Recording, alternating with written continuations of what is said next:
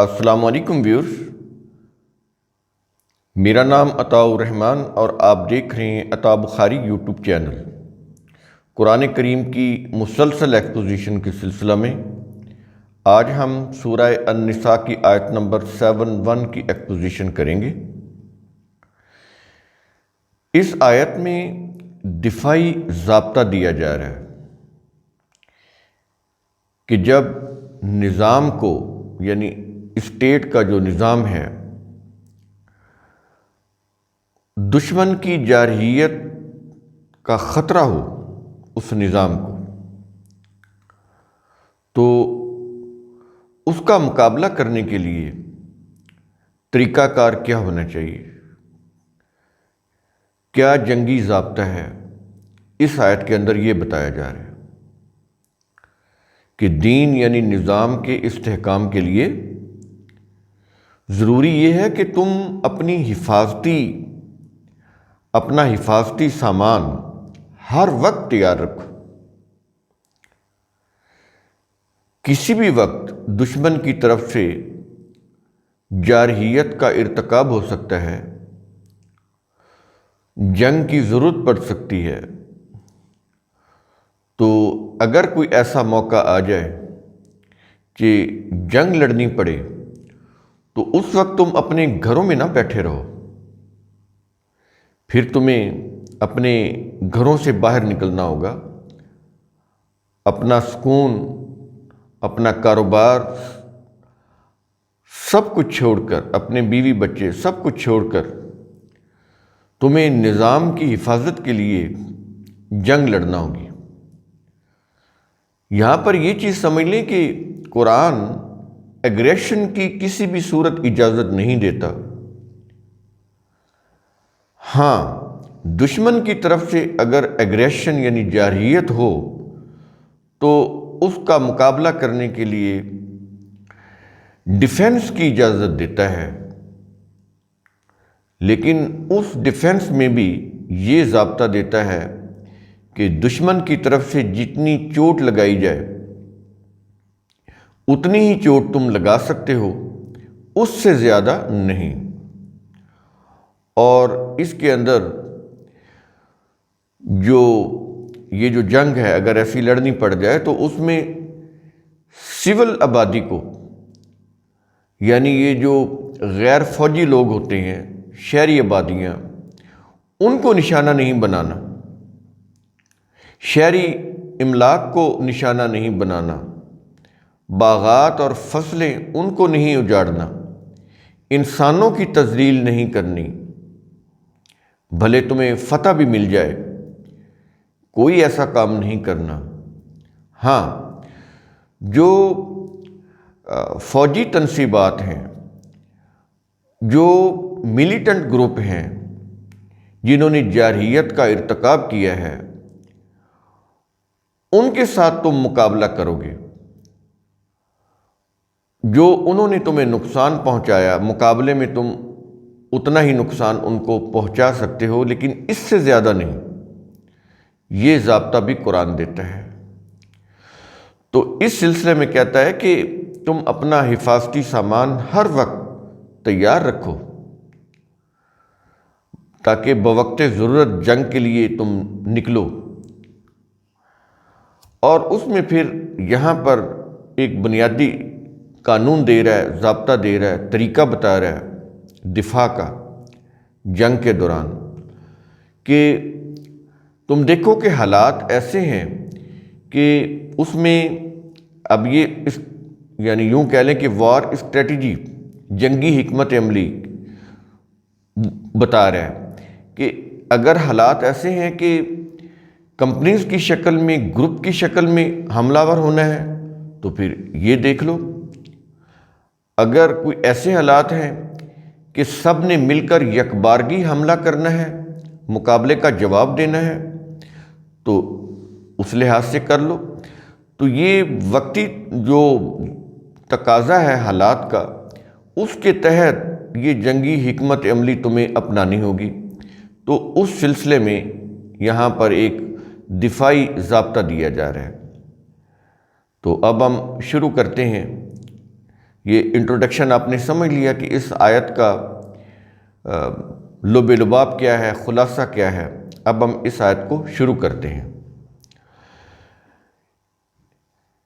اس کے الفاظ ہیں یا ایھا الذین آمنو، اے وہ لوگو جو ایمان لائے ہو،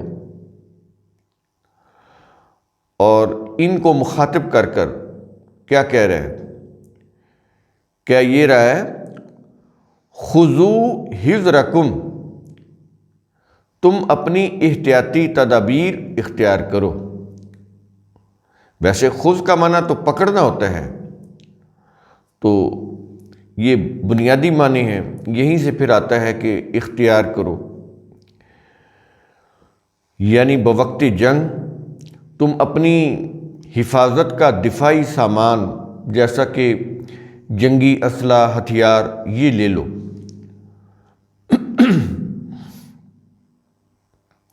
اور اس کے بعد یعنی اپنا جو تم نے جنگی ہتھیار ہے، اسلحہ ہے، وہ تم نے لے لیا۔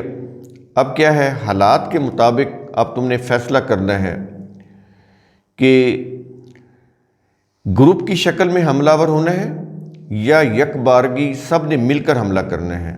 تو اس سلسلے میں کہہ رہا ہے فَانْفِرُوا ثُبَاتٍ، پھر تم گروہ گروہ بن کر نکلو۔ یہ ثباتن کا مطلب گروہ گروہ بن کر، انگلش میں کہیں گے کہ کمپنیز بنا کر۔ یہ آرمی میں کمپنیز ہوتی ہیں کہ وہ فلاں کمپنی فلاں کمپنی، وہ ایکچولی فوج کے گروپ ہوتے ہیں، ان کو چھوٹی چھوٹی حصوں میں، گروپوں میں بانٹا جاتا ہے۔ اب یہ دیکھیں کتنا قدیم کلام ہے، لیکن کس قدر جنگی ضابطہ، جنگی اصول دے رہا ہے، اہم، جو آج بھی قابل عمل ہے، اور اس کے مطابق ان کی ٹریننگ کی جاتی ہے فوجیوں کی۔ انہیں بتایا جاتا ہے کہ کس طرح سے کمپنیز بنا کر آگے بڑھنا ہے، جنگ کا مقابلہ کرنا ہے۔ ایک تو یہ ہوا کہ تم گروہ گروہ بن کر نکلو، اور دوسری آپشن یہ دے رہا ہے، دوسرا طریقہ یہ بتا رہا ہے اَوِنْفِرُوا جَمِيعًا۔ اب یہ دوسرا طریقہ ہو گیا، یا تم سب جمع ہو کر ایک ساتھ نکلو۔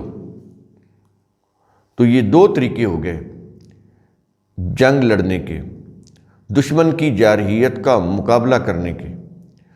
تو حالات اور واقعات کی نزاکت کو، ضرورت کو سمجھتے ہوئے جو کمانڈر ہوگا اس جنگ کا، اس فوج کا، وہ فیصلہ کرے گا کہ گروپ کی شکل میں نکلنا ہے یا سب نے مل کر نکلنا ہے اور یکبارگی حملہ کرنا ہے۔